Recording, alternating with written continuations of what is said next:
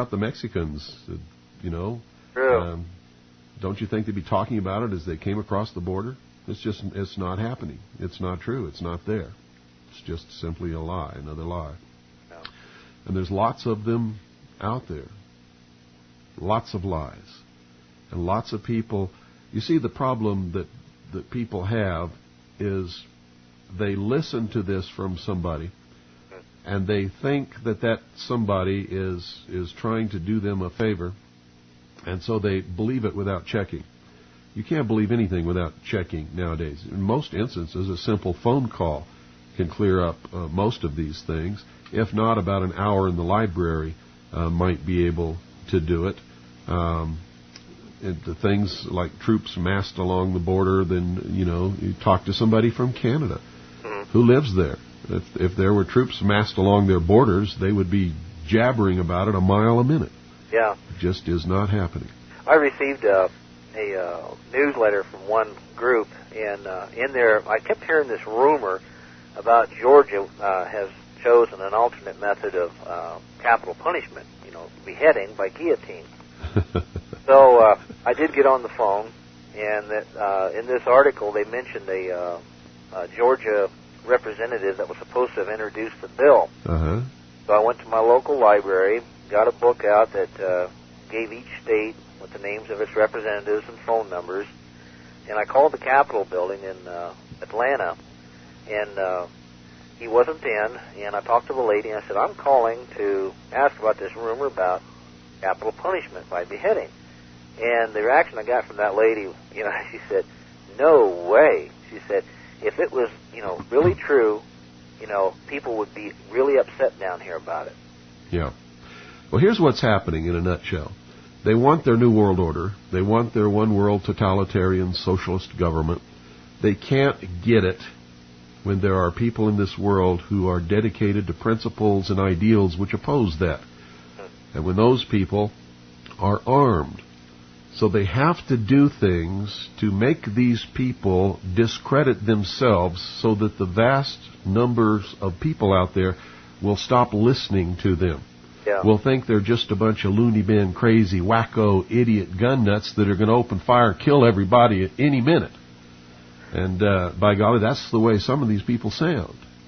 Well, that's some of the reactions that they're getting from the media. A bunch of wackos out there. Well, doesn't that sound wacko to you? Oh yeah. I mean, you listen to some of these people, and you have to understand the Hegelian dialectic and the way that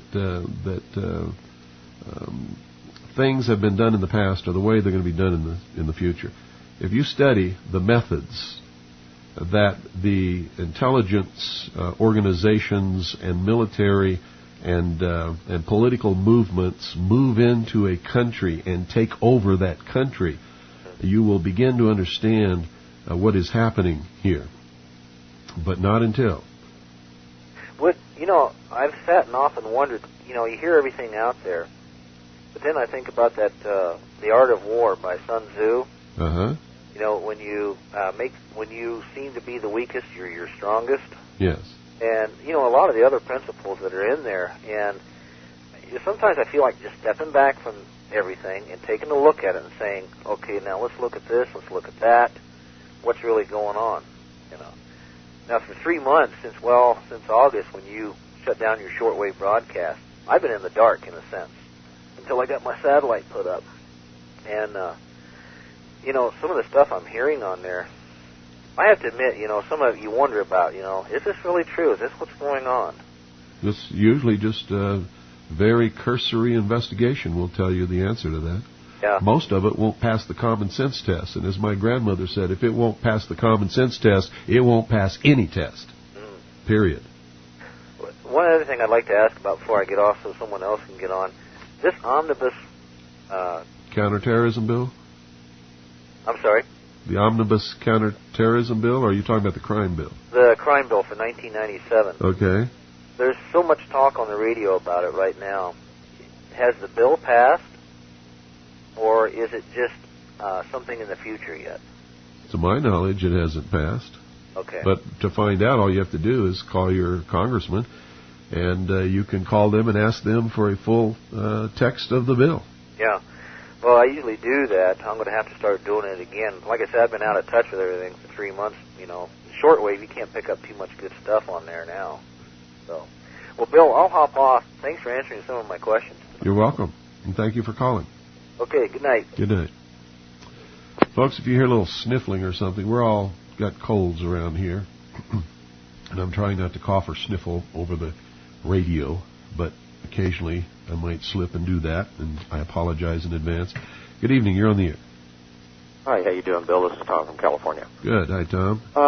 Yeah, you're talking about things that are total BS. And yeah, what are you hearing around there? What am I hearing? How about this next Mars space mission? What about it?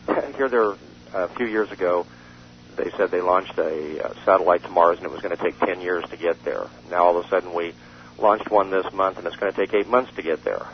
Yeah, how about that? Yeah, they're claiming it's 330 million miles away. So if somebody out there can do the calculations, 8 months into 330 million miles, I wonder how fast this thing has to be traveling. Well, it's got to be traveling faster than anything I know can go. Yeah, that, and also this finding ice on the moon. One of the key elements of water is oxygen. Yeah. There is no oxygen on the moon. Well, that's what they tell you. However, if you examine real photographs of the moon, it turns out not to be true. The moon does have a very small atmosphere, and if it has a small atmosphere, it may have water. You really believe there is a possibility then? Yeah, it's a possibility. It certainly is. Great. Well, I wonder what they're planning on doing with it. I don't know.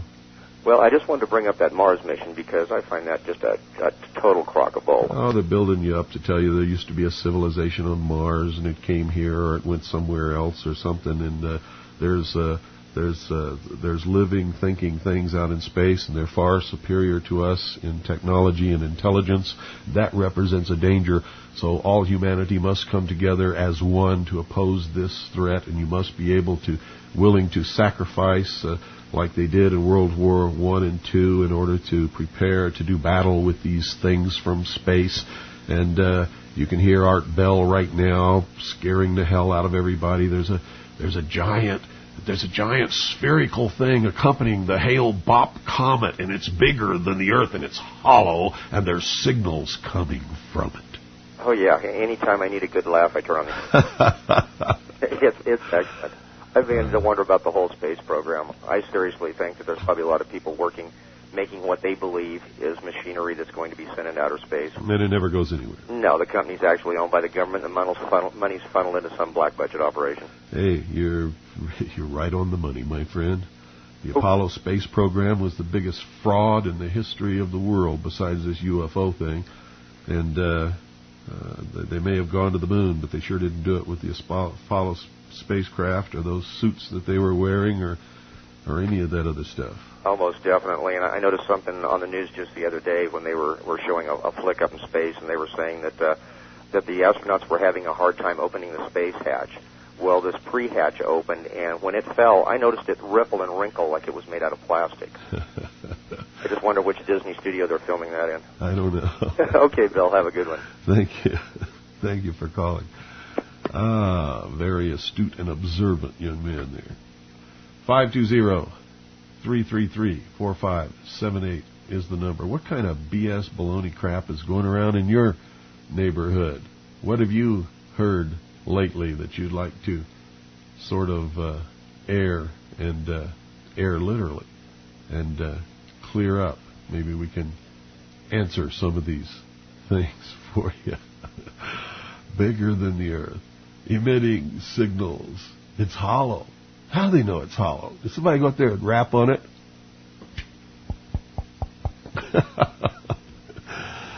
Remember when you were a kid, you used to open your mouth real wide and hit yourself on top of the head and made a hollow sound?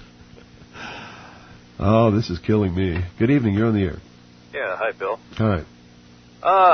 Went to a law meeting last Sunday. What do you mean by law meeting? Well, it's where a group of people get together and they discuss what problems they're having and what solutions to take. Uh-huh. And had this Jim Kellogg get up, and he was selling this $100 book that I don't know if he wrote it himself or he was advertising it for someone. And he gave this big, fantastic story about how Noah's Ark had crashed into Wisconsin, or had settled in Wisconsin, and how he could trace the white heritage all the way back through. One of these British Israelists, a white race is superior, God's chosen people, and the rest of you ain't. Yeah. I can't say it, but I want to say it. I want to say it bad. Rest of you ain't crap, Yeah. And that's, he didn't come right out and say it, but you could tell this is the route he was taking. He was saying how they had found the Viking, I guess it was anchors, the round wheels with the hole through it. Uh-huh. How they had found this everywhere, and how the Indian mounds are really Viking graveyards. And I tell you what, it was